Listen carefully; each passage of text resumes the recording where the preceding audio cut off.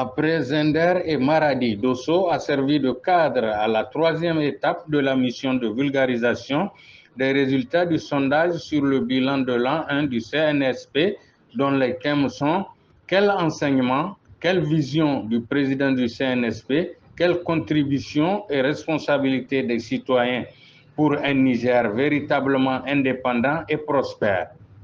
Tenu ce mardi 3 septembre 2024 dans la salle de réunion du gouvernorat de Dosso, cette table ronde dont les thématiques sont d'actualité s'est déroulée en présence du secrétaire général du gouvernorat représentant le gouverneur empêché, de la préfète du dit département, du SG de la commune urbaine de Dosso, du coordonnateur national du M62, M. Abdoulaye Seydou, du coordonnateur régional Zad Hassan Baye, des directeurs régionaux, les membres et sympathisants du mouvement M62 et plusieurs autres invités.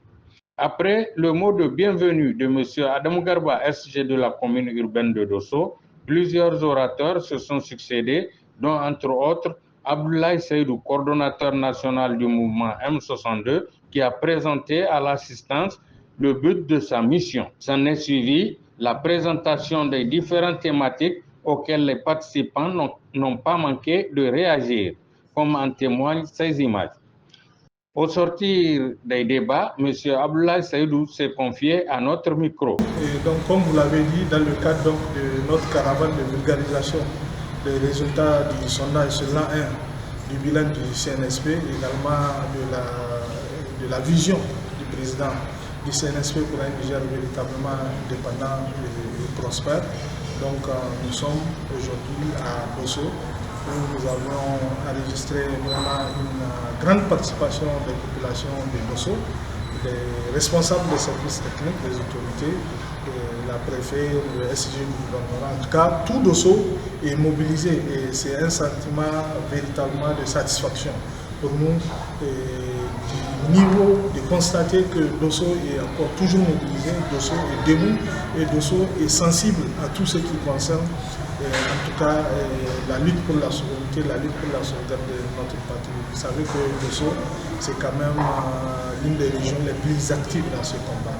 Dosso est une région à l'avant-garde de ce combat avant l'avènement du CNSP et depuis l'avènement du CNSP, la mobilisation n'a pas failli. Nous sommes très satisfaits de constater aujourd'hui tout l'intérêt que les populations ont accordé à cette table ronde à travers leur mobilisation, mais surtout, je l'ai dit, à travers les participations, les interventions qui ont été faites. Les interventions véritablement pour apporter leur contribution dans le sens d'améliorer la gouvernance, des contributions à travers des témoignages, des récits qui sont faits, c'est ce que Dosso est en train de faire. Nous avons appris l'effort, par exemple, des femmes qui sont en train de produire et qui ont pris l'engagement avec l'accompagnement de l'État de nourrir pas la région du Niger, pas le Niger, mais toute l'Afrique en nul à partir de l'île d'Araché. Si aujourd'hui les politiques publiques se mettent à encourager, à soutenir ce que les femmes sont en train de faire, on n'aura plus besoin d'importer de l'huile dans notre pays. Donc nous sommes aujourd'hui déjà indiqués sur ce qui peut être une piste, n'est-ce pas, dans le sens véritablement de contribuer à atteindre cette souveraineté alimentaire qui constitue l'un des piliers fondamentaux de la vision du chef de l'État. Donc nous sommes très satisfaits de votre accompagnement, vous les hommes politiques, par rapport à ce que nous sommes en train de faire. Et pour nous, ce combat ne fait que commencer jusqu'à la victoire totale, c'est-à-dire que notre pays puisse véritablement atteindre le niveau de prospérité souhaité et que nous puissions avoir un contrôle effectif, irréversible sur nos ressources, les exploiter dans l'intérêt de notre pays, de nos peuples, et pour assurer une redistribution équitable, n'est-ce pas, de ces ressources-là à l'endroit des populations.